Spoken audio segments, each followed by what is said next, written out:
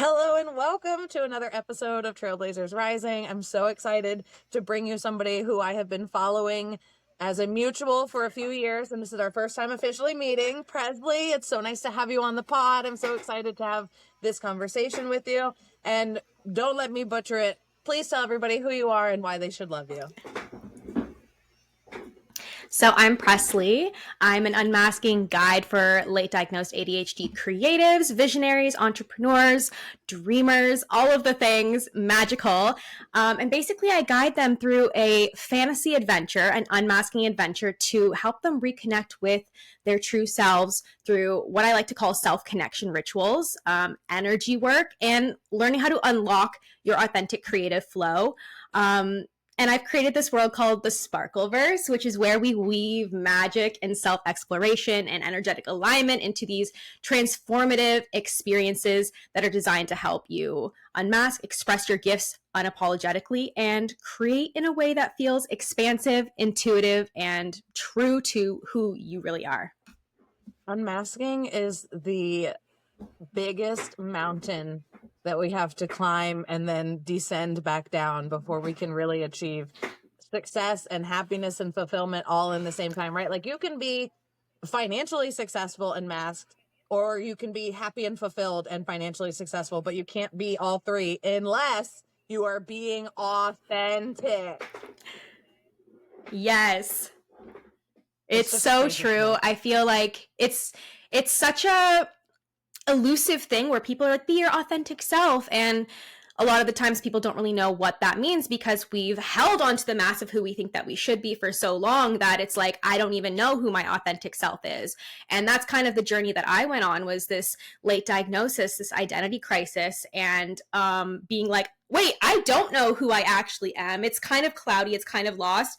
And that's the adventure that I take people on, to learn to connect to who you are so you can feel confident and embrace who you are. And that's really what unmasking is being able to do that. Yeah, absolutely. And, you know, I realized a few years ago, it was probably in 2020 or 2021. I had started my spiritual awakening. My mom had died in April of 2020 when everything was shut down, and she ended her 18-month battle with stage 4 head and neck cancer. That's a conversation for a different day. And my spiritual awakening was sparked. I started talking to my spirit guides. I started realizing I was an energy healer. I started realizing that mindset was what I came here to help people with. And I had this conversation with my husband and my kids. So this was about 4 years ago. So they were 10 and 12. And I looked at all three of them and I said, listen, I am so happy to help you when you need my help. Like, part of my mission on this earth is to make sure that my husband ascends to what he wants to be and my children ascend to what they want to be. But I said, it's no longer my responsibility to know when you need help, because I cannot continue running the mind reading game and do all the things that I need to do. So I am here taking care of myself so that when you need help, I will have overflow in my cup and easily be able to help you. But you got to tell me when you need help. And this light went off in all three of them, and it completely changed our relationship. And I have never been resentful as fuck of my family since then. But I do still have premenstrual dysphoric disorder. So certain parts of the luteal season, the luteal phase of my period, I'll say something and it'll be real curt and like real short. And one of them will look at me and they'll go, and I'm like, I might be in my luteal right now, huh? Okay, I'm probably just going to go for a walk and get out of here. And they're like, good idea. It's crazy. I can relate to that very strongly. I don't know if there's a neurodivergent woman out there that doesn't have PMDD. I just think that the hormone fluctuations, it's so interesting to get into the science of it. And also, I just found out, and I'm going to start asking you questions after this, but I found this out and it pissed me off. There has been more studies done on male pattern baldness than on endometriosis. Oh my God. And they actually did a study like that can't be true. A few years ago, they did a study on endometriosis, not on how to fix it or cure it or what causes it, but they did a study literally on how it affects the attractiveness of a woman. Pause. Rage. Okay, so the man's world. We're here to break it. My community is going to benefit so much from this conversation. So we're really going to talk about your journey.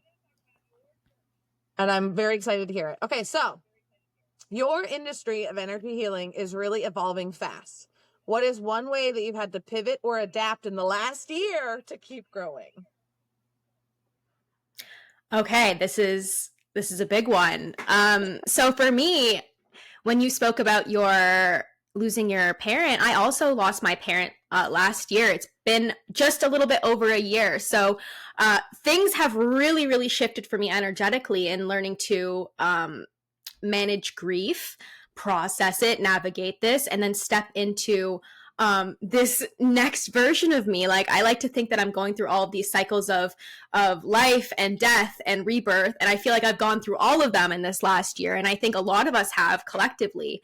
Um, so it's interesting to see that while we all experience things in our own unique ways with these challenges of, again, maybe losing a parent, maybe it's a job, maybe it's a relationship, whatever it is, there's something that happens that shifts inside of you and you no longer resonate with who you were in the past. And that's what really happened to me. Is I had this big vision, I had these things, but I had all these ideas of how I should be doing them. And it stopped me from moving forward a lot in my life. And I think that's what's happened in the last years. I've learned to really accept and embrace and uncover and explore all of the ways that I like to do things for me in my unique way, that feel good, instead of just trying to force myself to work and do and create in this specific way.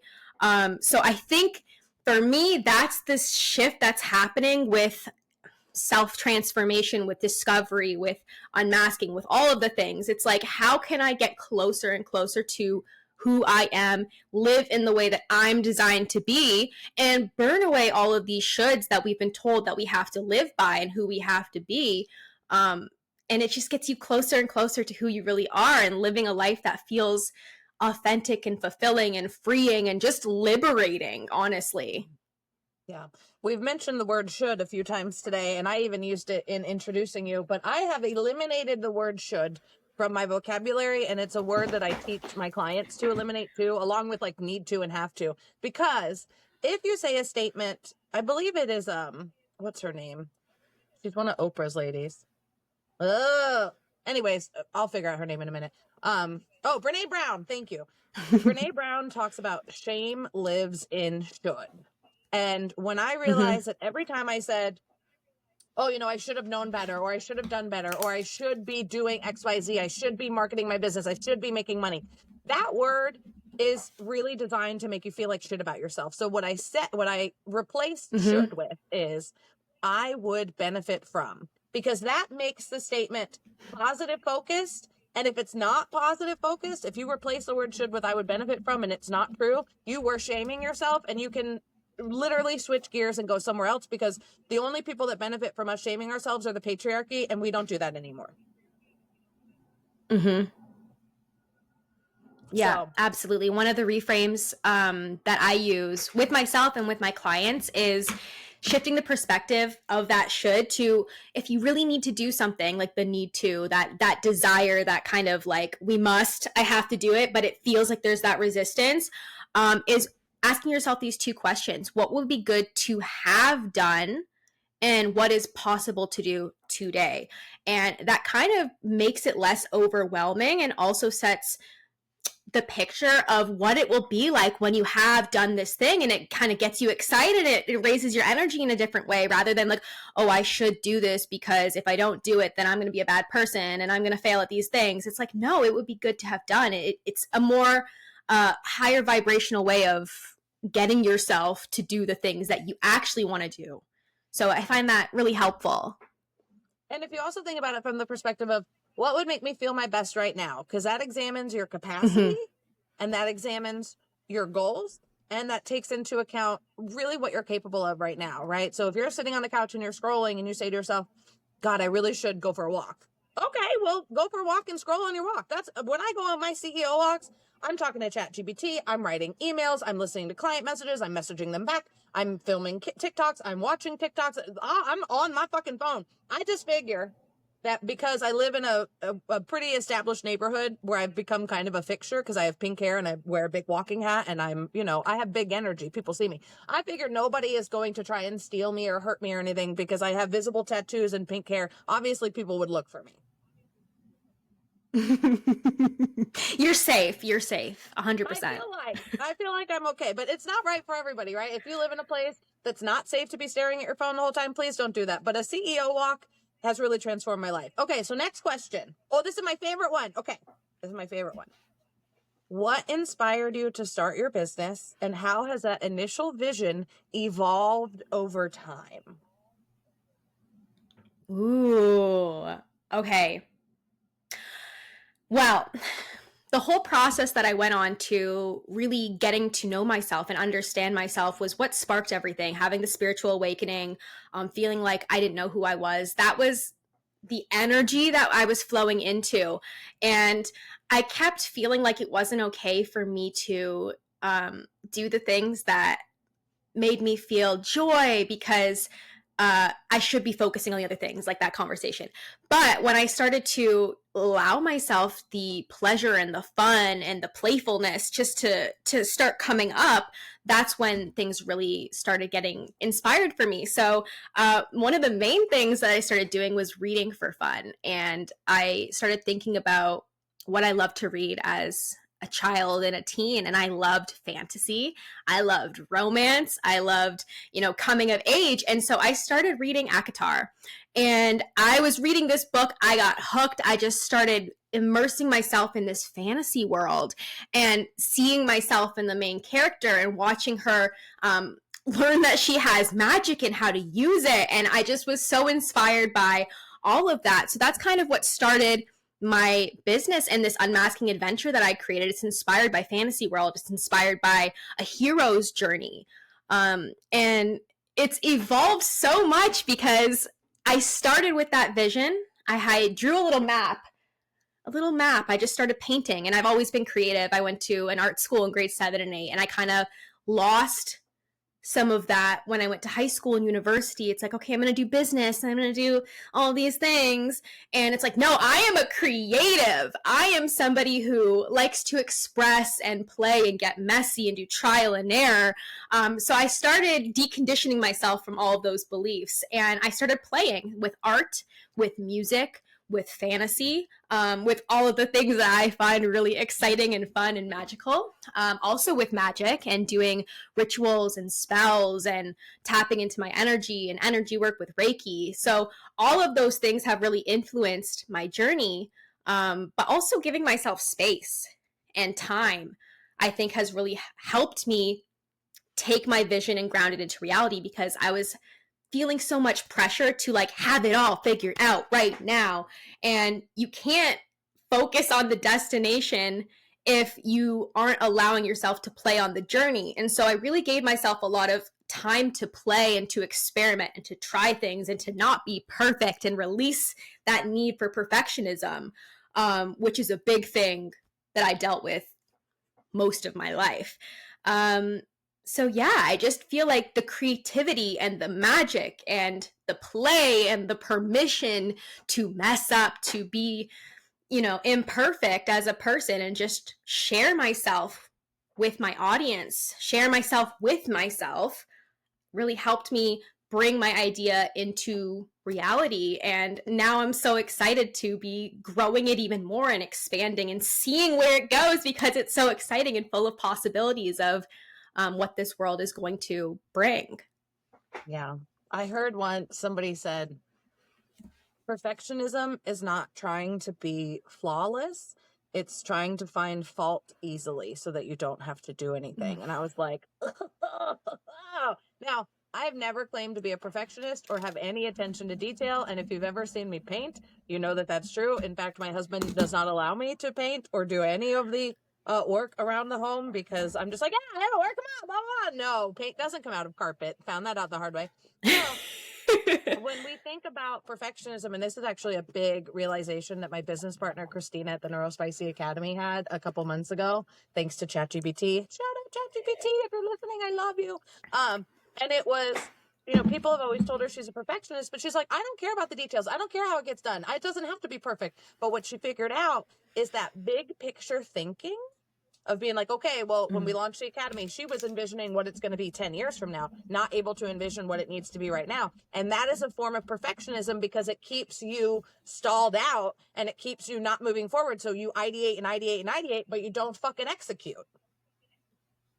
That really sparks something for me, the big picture thinking. That is exactly what I was doing all of that time. Is like, I have this huge vision. I could see all of the things that I want to be doing, but then the overwhelm comes in and it's like, oh, the analysis paralysis, like the not being able to take steps forward, because like, well, how am I going to do all of those things right now? Like, how am I going to make that all happen? It's like, you literally can't. You have to be able to hold the vision and intuitively take the steps forward in the moment, in the present, to build something that's similar to your vision, but not exactly, because you're never going to be able to do it perfectly.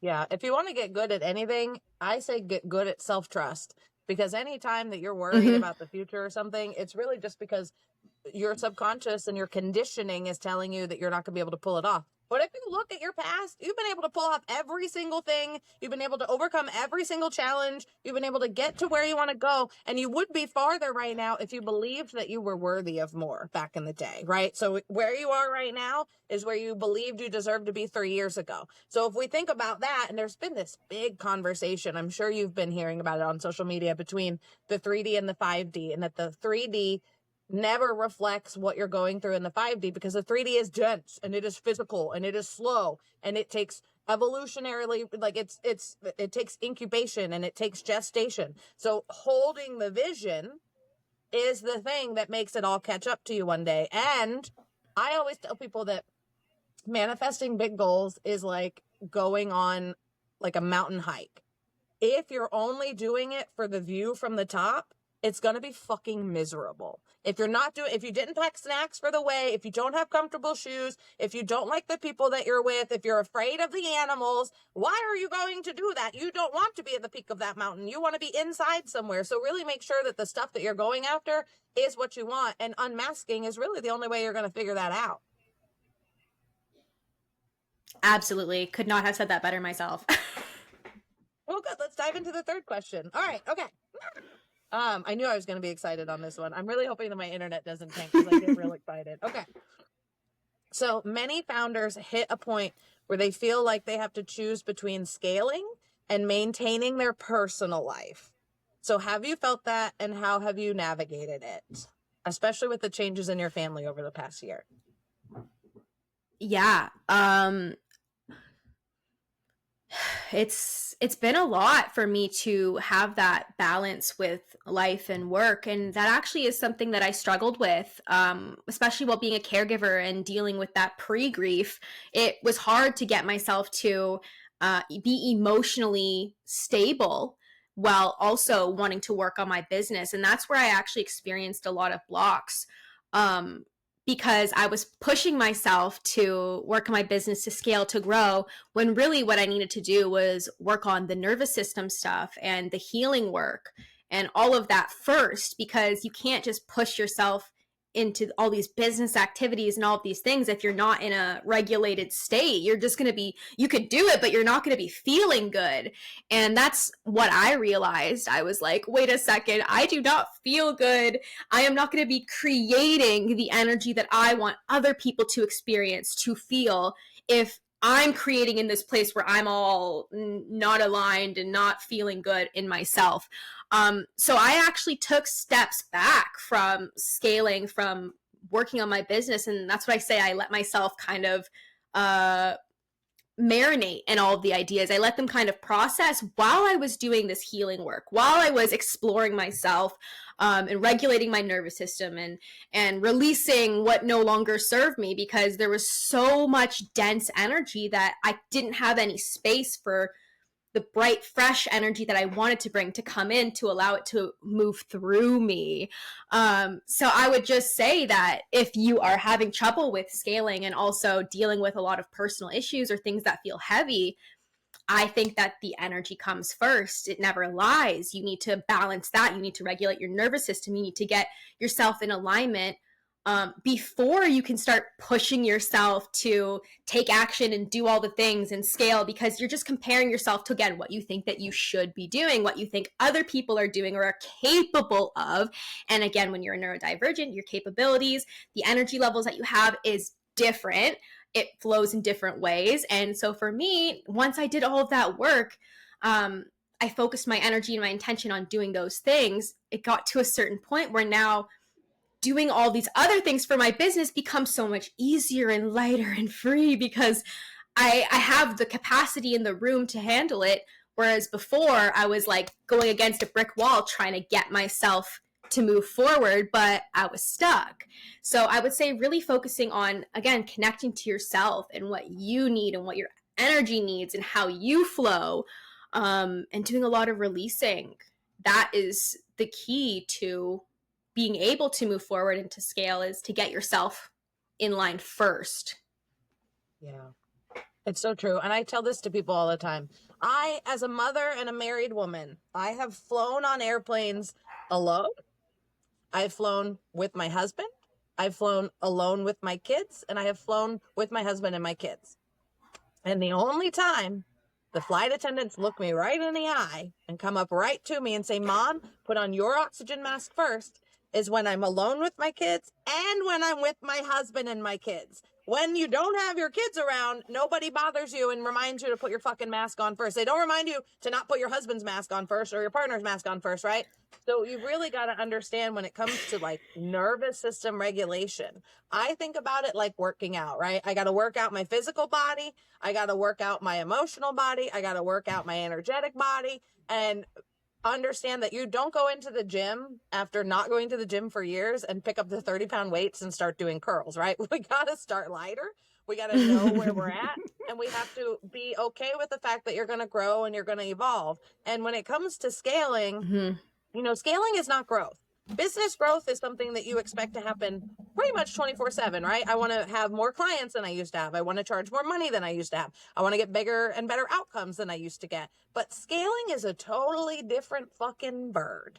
She means, and so many of us, we get to the point where we're like, I can't add another thing. I can't do another thing. I have too much. I want to do more, but I can't do more. So scaling seems impossible. And with every woman that I've worked with, to scale them, we've had to take a quarter of the shit that's on their plate off of their plate before we can even consider scaling. And that means doing the work that your employees are supposed to be doing, not taking time for your physical movement, not taking time for your rest, thinking that you're a piece of shit if you're not being productive. Because honestly, if you think that rest is revenue, you will completely transform your fucking life and business, because it is. We're human beings on earth that require shutdown time, right? Your brain cleanses itself at night when you're asleep. So if you don't sleep, how are you going to get your brain to do what you want it to do? The same thing with when you work out. If you don't rest, your muscles can't rebuild. So why would we think working in our business is any different?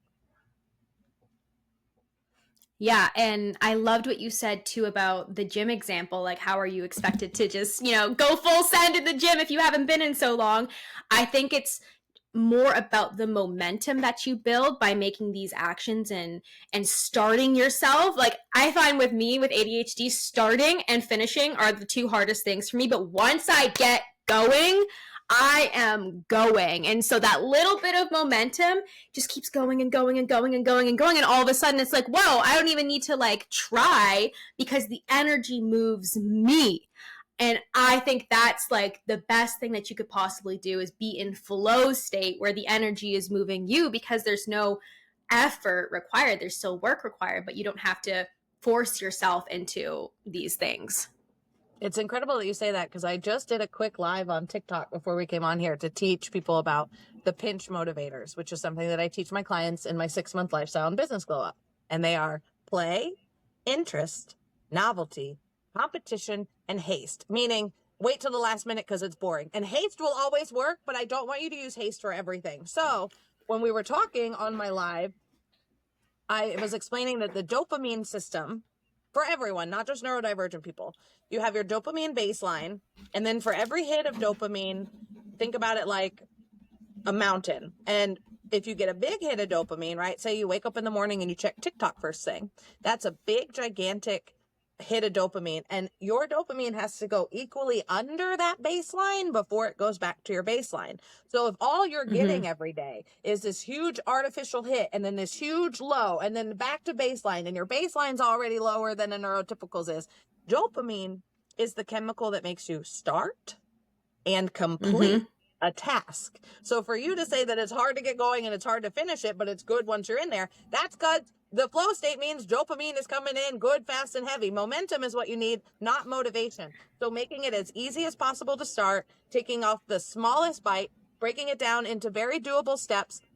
I also teach people that your brain doesn't want to do the same thing 2 days in a row. So if you're launching a new ebook, let's say, and you have the muggle stuff, so the boring shit that you don't like doing, and then the magical stuff that you do like doing, break it down so that on one day you do some muggle shit, right? Like, okay, well, we're going to put it on Canva. I don't like design. I don't like graphic design. I'm so glad that Canva now has a thing with ChatGPT where I can just tell them, turn this into a pretty ebook. Thank you so much. There's no joy in it for me. I get stuck doing it for hours. And I'm like, I was just looking for a picture for my freaking email that I'm writing. And now I'm all of a sudden on Canva for 4 hours. What's happening?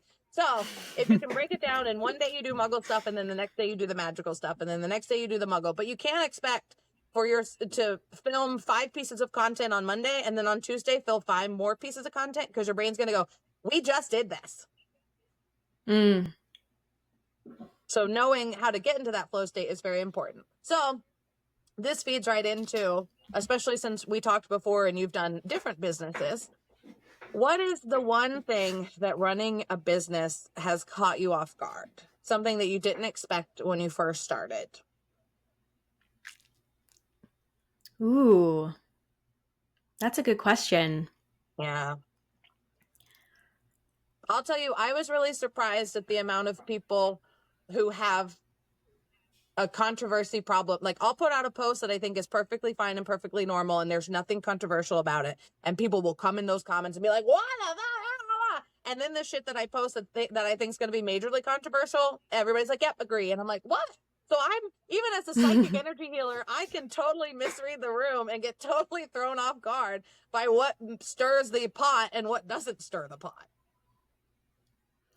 Yeah, I've definitely experienced some projection in the online space, and I really find that it's a big lesson for me when I notice I'm getting triggered also. I think this is something that's been really helpful, is seeing my business as a reflection of myself, right? And how I can learn from the things that I'm experiencing in my business, the things that I'm getting triggered by, the things that I'm feeling doubt about, all of those things.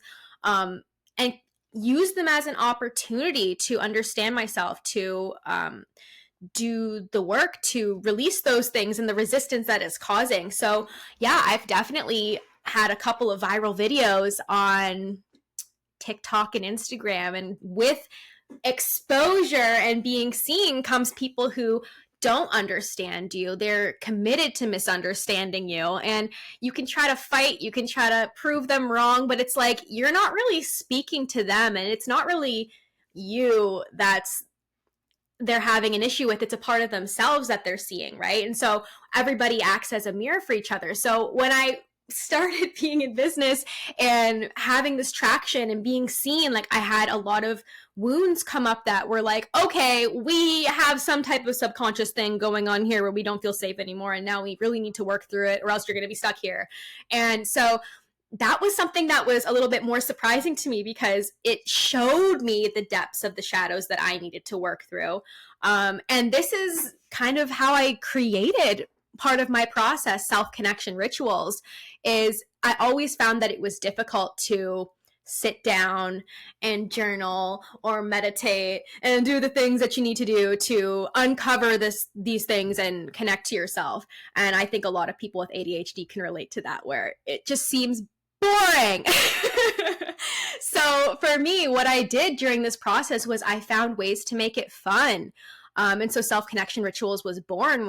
It wasn't something that was a routine that I had to sit down and do every single day. Because again, like you said, I don't want to do that. So I created rituals and ways of having a process and guidelines that I could follow, so I knew exactly what it is that I'm doing, or I had fun making them up, and added the magical components to it. So when I added the magic and the intention and the meaning and the purpose and the creativity along with the simple process, it made doing this type of work so much fun, and it's something that I actually wanted to partake in.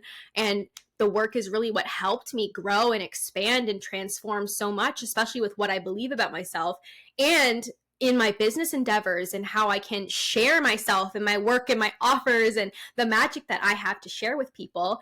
But you can't do that unless you do that inner work. So I wanted a way to make it fun for myself.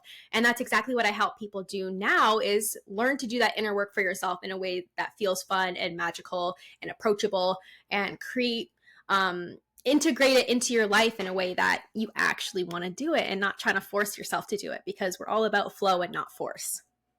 It's so funny that you mentioned rituals, because if I reflect back on all of the things that I used to do that I don't do anymore, and we'll just use smoking cigarettes as an example. I smoked cigarettes for at least 15 years. I was a cigarette smoker by the time I was 15. And I like to tell people that my 20s was from the age of 15 to 19. That's when I lived like a crazy girl in her 20s. And I got married at 20, and I popped out my first kid at 22. I don't regret any of it, but just so that you guys understand, you know, the space that we're working in here. And I'm not very good at routines, but I'm very good at rituals. And cigarette smoking was very much a ritual, right? It controlled how you scheduled your life. It controlled, okay, well, if I go here, then when am I going to get a cigarette break? When you work in the restaurant industry, the only time you get a break away from everybody is when you get to go out back and have a cigarette. And there is a lot of promising research on nicotine and ADHD people. It's not right for every ADHD person, but neither is stimulant medication and that sort of stuff. So while I never advocate for cigarettes or vapes or anything like that, I am very interested to see what's happening with people that are doing patches in like quarters with nicotine, 3 days on, 3 days off. We can talk about that later. But when you reflect on it, drinking is a ritual, smoking is a ritual, blow drying my hair is a ritual. I've been blow drying my hair since I was in the 5th grade, right? I cannot go out of the house with air dried hair. It just doesn't do what society wants it to do. And I'm not willing to be looked at for that reason. So when you think about all the things that you've done, you do these rituals because it centers you in some way, because it brings you back to who you are in some way. And for somebody who's ADHD autistic like me, I get overstimulated very, very easily. Overlapping sounds will overstimulate me. Just the restaurant that I worked at for 5.5 years before I went full-time founder, I have not stepped foot in since I left in 2021. I have not gone into that restaurant for 4 years. And that was a place that I used to spend 5 days a week. So when we think about how effective a ritual is for a neurodivergent person, I'm sure that the transformation that you're getting for your clients is remarkable. Yeah, and when you add in that the energy work with that, it makes it so powerful, because we're combining our energy and our intention, right? So when you're doing one-on-one work, you are in the energy that I'm holding for you. It's holding the space. When we are doing stuff with other people, right, it's amplifying it even more, because everybody's bringing their energy and their intention, and it fuels it. And so the transformation just happens. It's a byproduct of the intention that we're setting to bring it through. Which I think is really cool and really incredible. I notice the same feeling like when I go to the orchestra, and I'm sitting there as somebody who's observing and watching with all of these people who are also observing and watching, and the orchestra itself, and they're all working in unison to create this beautiful masterpiece of sounds. And I just find myself bawling the whole time, because I'm like, this is so powerful. Like, it's so crazy, the power of energy and intention and community and coming together with a shared goal. And it just, it blows my mind how magical that those types of experiences can be. Another thing that really popped into my brain when you mentioned nicotine and ADHD. I've never been a smoker of cigarettes, but one of the things that I have experienced in the last few months was plant medicine. I actually went to a plant medicine ceremony, and that was also very transformative for me. And one of the things that's a little bit more mild than the more intense plant medicines that I partook in was called Hape. I don't know if you're familiar with Hape. Hape with the little accent aigu. Okay. No, tell me about it. I love that. Look into it, but I'm a huge proponent of plant medicine. I love it. I live it. It has really changed. Okay. Okay, so you're on board. It basically is like a shamanic snuff. So it uses tobacco that's ceremonially prepared by these women tribes in Peru and the Amazon, and it's an indigenous medicine. And I never, like, it never clicked in my head about the nicotine before, but it's something that you use in your nose. And when you do, it's a heart opener. So it connects you to the spirit of the hape plant. And when I use this as a ritual for self-connection, and it just makes me feel grounded. It makes my heart just open and be receptive to the universe being able to give me messages. It helps open up my psychic awareness, my energy centers. And I never thought about that with ADHD specifically and nicotine, but that's really interesting because I find that it just does something to me where I am so grounded and so centered and just like, so it's definitely something to look into if you are interested in plant medicine. It is a beautiful, beautiful plant spirit. Yeah, absolutely. I knew I was going to love it. Here, hold on. Don't let me freak out. Don't let me get too excited. Please, my internet is hanging. Oh, my internet is hanging. Okay, so, excuse me. Let's get into a mindset shift that you had to make to step into the level of success that you have now. Is there a shift that, like, so what was a major one that really stands out to you? And is there a shift that you feel like you still need to make? That's a good question. Okay, mindset shift that I needed to make. I think one of the biggest ones that really impacted me, this was probably 5 or 6 years ago, was that I went to a Tony Robbins event, and it was that life happens for you, not to you. And I remember hearing this, and this was at the peak of my dad being really sick, and he was going on dialysis, and we were in COVID, and like, it was so intense. I was feeling so much fear. I was feeling so much resentment, and just like, why is this happening to me? And that shift was really just like, okay, I would not be given anything that I cannot handle. And this goes for life events like my dad being sick, being the caregiver, but in another way with unmasking, it also is the same with why I have ADHD, why my dad had ADHD, right? I see it as something that is happening for me. I have a brain that's different. I have energy that flows differently, and it's for me. It's part of my magic. It's not something that happened to me that I'm constantly having to work against. Like, I think that's the mindset that I really had to shift, was that, oh, the victimness of it all. Like, oh, just because I have ADHD or just because I work differently means that I'm not going to be able to do all X, Y, and Z, all of these different things. It's like, no, I was given a gift. I was given something that is different for a reason. And that's part of my purpose in this lifetime, is to understand how my differences are meant to flow, or meant to be used and shared to create an impact in the world. And I've always felt that since I've been a little kid, especially being really sensitive. I'm like, I want to help make a difference in the world. I didn't know how that was going to happen, but I just knew. And because I'm different, that's what it was happening for me and not to me. So that's really like the biggest mindset shift I think that I embraced.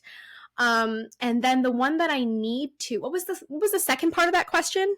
What is a shift that you feel like you still need to make? A shift that I still need to make. That's also a good question. We're having some self-reflection in the podcast. So, this is something I realized one the other day. I was working with one of my clients, and we were talking about how she's going to price her like monthly membership. And she was talking about, well, I want to charge $500 a month, or do it where they can just do it for $6,000 a year. And she realized in that moment that $6,000 a year didn't feel like a lot, but $500 a month did feel like a lot. So we were able to pinpoint the fact that she had done so much abundance mindset work on large amounts and being able to accept large amounts, but she hadn't done it on the smaller amounts. So there was still a block there. So when we think about the mindset shift around worthiness, and where we think like, do I think making $1 million a year is impossible? No. Do I think making $10 million a year is impossible? No. Do I think that making $50,000 a month is impossible? it's one of those things where you're like, where do we really need to do the work? Yeah, I think definitely abundance mindset and belief work is something that I do need to continue to work on, because I do notice the worthiness stuff comes up, especially again with pricing or charging for your services and your offers. Yeah, I think that definitely has come up for me while I've been creating these new offers and putting them out. I'm like, oh, wait a second, there is a little bit of resistance here for charging for services. So yeah, I definitely think that that's something that I would like to continue to work on. Yeah. It's, when people say this too, I get this all the time. We'll run into shadow work or inner child work or inner teen work. And I've had so many clients be like, I did this already. And I'm like, and we will continue to do it for as long as we live, because the thing about our brain and our nervous system and our subconscious and our conscious is that it's only going to allow us to examine what we're ready to examine. Yeah. I always find that it's so interesting how you can have a realization or you can do the work on something, it'll come up again. It's like cyclical, right? And you do see something different every single time that it comes up. You do feel different things, and it's like it needs to be brought up for a reason. You weren't ready to face that now, but you are at this moment. So yeah, that's a really great insight. I think that we do have to continuously revisit those themes because there's more to uncover, there's more to work on, and it is the journey, not the destination. It absolutely is. It really is. Again, if you're going to plan on driving cross country, it's not just that you want to get to California, right? From Florida to California. It's that you want to have fun along the way. So you want to make sure we have good snacks. We want to make sure we know the gas stations we want to stop at. We want to make sure that we have extra phone chargers and that sort of stuff, so we don't get stuck uphill, up creek without a paddle. But it's so important to remember that you're never going to achieve a milestone and that's what makes you happy, right?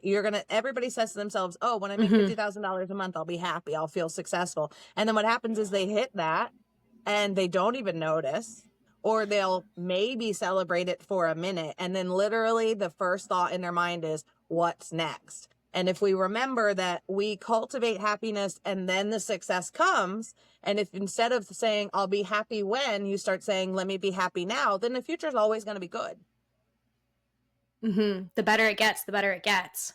Yeah, absolutely. Oh my God, it's been so good to have you here. Presley, please tell everybody listening, and this will also be in the show notes for those of you who are visual like me, where they can find you on social media and how they can work with you.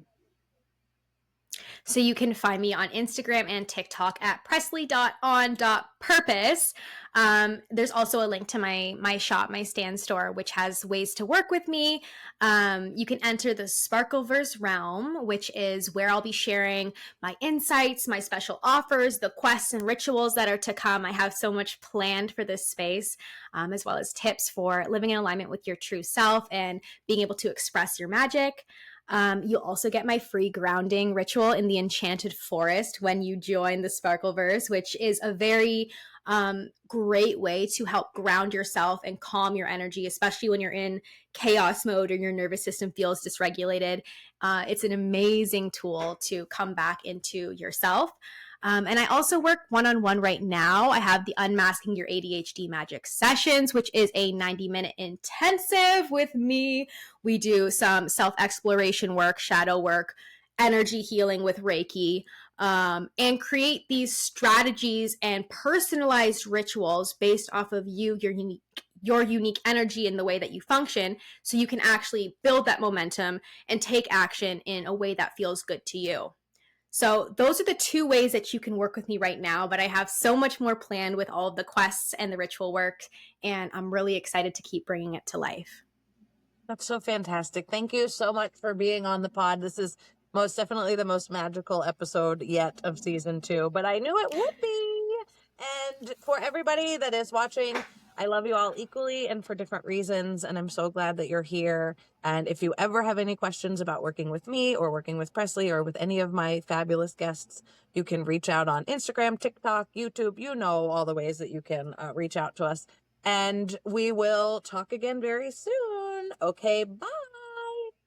Bye.